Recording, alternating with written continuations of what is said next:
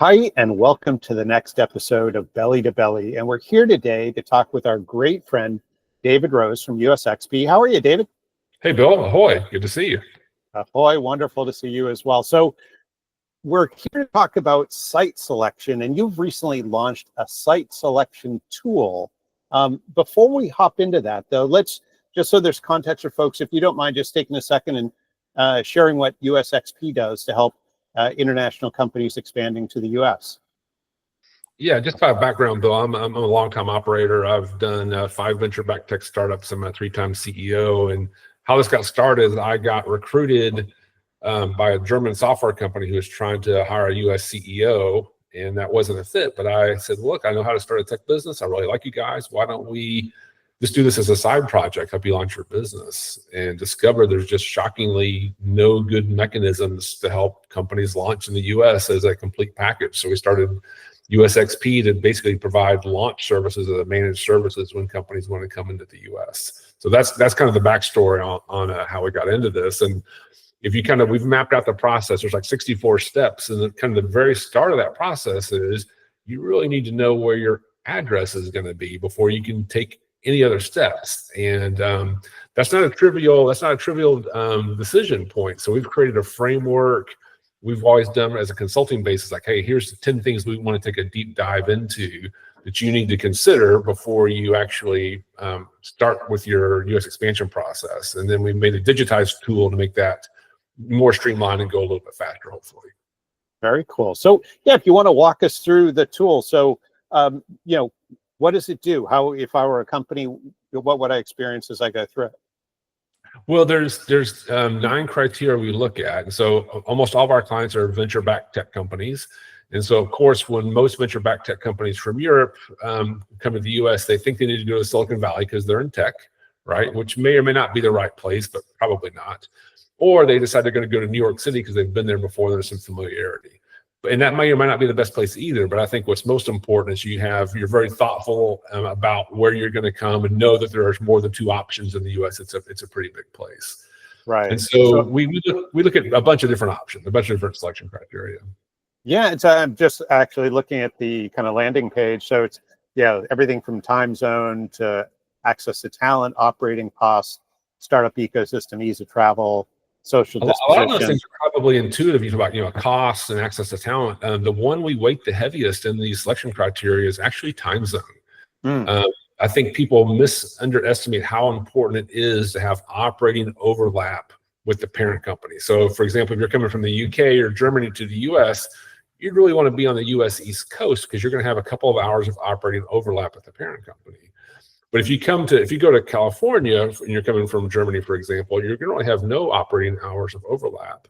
And it puts you at a strategic disadvantage because anytime a question comes up where you need support from the home office on product, pricing, people, et cetera, you really have to wait a day to get the answer. And you really can't move at the speed of business in the US. So the number one criteria we tell people is to consider, and it sounds funny, it doesn't sound like a strategic imperative, but it really is you need to be in a time zone where you have an overlap with the parent company operating hours. Really, really important.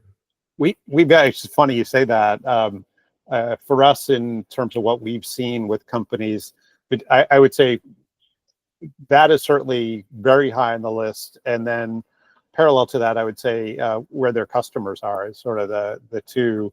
But I mean, it's funny though; those become even more complicated now with remote work. We talked to a company. And they actually moved to Arizona and put their U.S. headquarters in Arizona because their biggest U.S. partner was headquartered in Arizona. But after they moved there and got their company set up and moved people there, their partner manager, they found out, lives in Minnesota.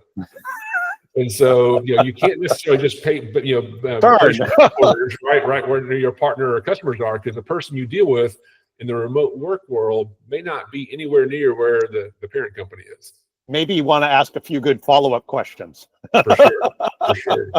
It's not as simple. Yeah. So take us through it. So you were seeing, what was the problem you were seeing that made you sort of evolve the tool? Because it's one thing to do it as a consultant, but a whole nother to say companies are really struggling enough that we need to develop a tool. Yeah, and I think there's just a lot of things, as you know, as you start coming to the U.S. So again, if you're coming from the UK or France or Germany, you're used to dealing with one government entity, right?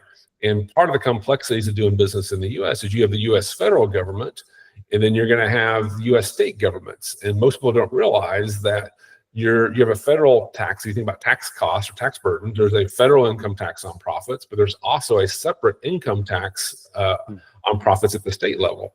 So, for example, if you are in New York, the state income tax on top of the federal could be 15%, kind of depending on some variables. But if you're in Florida, for example, it's 0, right? And so there's a 15-point spread on where your operating costs just on taxes alone.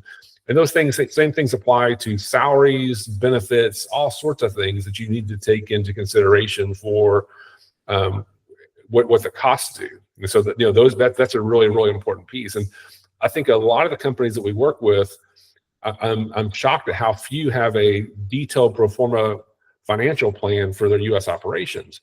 And the reasons most of them don't is because they don't know where they're going to be located. Because if you're going to be located in Florida or New York City, your cost bases are going to be very, very different. So until you know where the headquarters is, you really can't build out your operating plan because you don't know the tax burden, you don't know the salary ranges, you don't know the healthcare benefits, and so it's really, really important starting point.